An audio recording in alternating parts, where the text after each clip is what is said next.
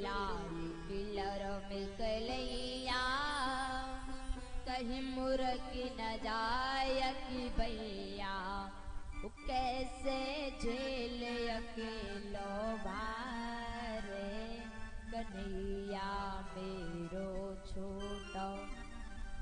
मैया ने कहा ये कहे यशोदा मैया ने की जोर लगाओ मेरे भैया हो गिर पर में बोझ अपारे कन्हैया मेरो छोटो।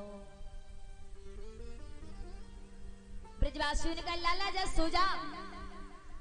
कन्हैया ने कहा हटाओ। हाँ हटा ले, हटा लू, हटा ले। गोवर्धन महाराज नीचे आया पर मारे तो मत कहियो, नहीं करे हटा। मेरे ठाकुर जी ने सोचा जरा सी उंगली को ढीली करके दे, और जैसी उंगली को ढीली किया गोवर्धन महाराज के नीचे जितनी भी लकड़ी थी ना सारी लकड़ी चट चट करके सारी लकड़ी टूट गई है। क्या ब्रजवासियों ने चिल्लाने लाला संभाल, लाला संभाल। मेरे ठाकुर जी ने फिर से धारण कर लिया। पता है ब्रजवासियों ने कन्हैया क्या कान पकड़ा, ए लाला आज तो तुमको बतानी ही पड़ेगी, ये बता हमारी इतनी मोटी मोटी छड़ी टूट गई और तेरी यह पतली उंगलियां नहीं टूटी। आज तो तुमको बताने ही पड़ेगा कि तेरी उंगली में शक्ति कहां से आई। भगवान कहने लगे लो कर लो बात। मैं कहता हूं, क्या मैं कहता हूं कि मैं भगवान हूं, तो ये मानते नहीं है और अब कहते हैं कि उंगली में शक्ति कहां से आई बताओ। ठाकुर जी ने कहा सुनो, जब मैं गोवर्धन महाराज उठा रहा था ना आपके अंदर जितनी सारी शक्ति थी वो सारी शक्ति मेरी उंगलिया में आ गई। अब ब्रजवासियों ने कहा रे नंद के छोरा अभी तक तू माखन चुरावे, चीर चुरावे, तू दिल चुरावे, अब तू शक्ति कोई चुरावे लग गए हो। तभी तो हम कहे भैया आजकल हम कमजोर काहे को हो रहे हैं, हमारी शक्ति कहाँ, जरा विचार करिए। हमारी शक्ति आपके अंदर आ सकती है? नहीं आ सकती ना। आपकी शक्ति मेरे अंदर आ सकती है? आहा। लेकिन ब्रजवासियों का भाव है कि हमारी शक्ति कहाँ गई। लाला या तो थारी बात सही ना हो, सब कछु चुराना पर तू शक्ति को मत चुराना। तो मेरे ठाकुर जी ने कहा सुनो। बोले क्या? बोले कछु माखन को बले बड़ो। कल माखन चुराया था। हाँ हाँ। कछु माखन को बले बड़ो, कछु गोपिन करी सहाय। श्री राधा जी की कृपा से मैंने गिरिवरिया उठाए। राधा रानी की कृपा से मैंने श्री गोवर्धन महाराज को उठा लिया। किशोरी जी घूंघट में बोली कल चोरी की तो आज काम आ गया। इंद्र ने कहा जाओ, अगर ब्रज पूरा बह गया हो तो पानी बंद कर दे। नजर डालकर देखा अभी ब्रज में प्यारे धूल उड़ रही है। आवाज लगाई महाराज अभी ब्रज में धूल उड़ रही है, ब्रज का पानी गया कहां? कोई अता पता नहीं। एक तरफ अगस्त मुनि बैठे। अगस्त मुनि जानते हो? नहीं जानते? राम कथा तो सुनी होगी ना। त्रेता युग में राम जी जब वनवास से लौट करके आए थे, मैया जानकी जी के मन में भोजन की इच्छा हुई। अगस्त मुनि का 18वें दिन में आधा भोजन हुआ। जैसी पानी ग्रहण करने के लिए मांगा, मैया जानकी जी ने कहा प्रभु माफ करना, मैं आपको पानी नहीं पिला सकती। क्या जब आपका 18 दिन में आधा भोजन हुआ है तो पानी पता नहीं आप कितना पियोगे। 2-4 टैंकर से तो काम चलने वाला है नहीं है।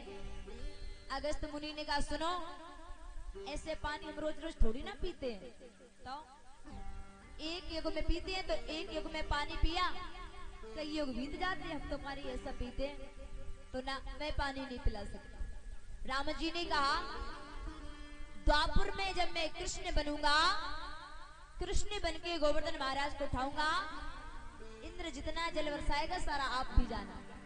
इशारा कर दिया तो वही अगस्त मुनि वहां बैठे।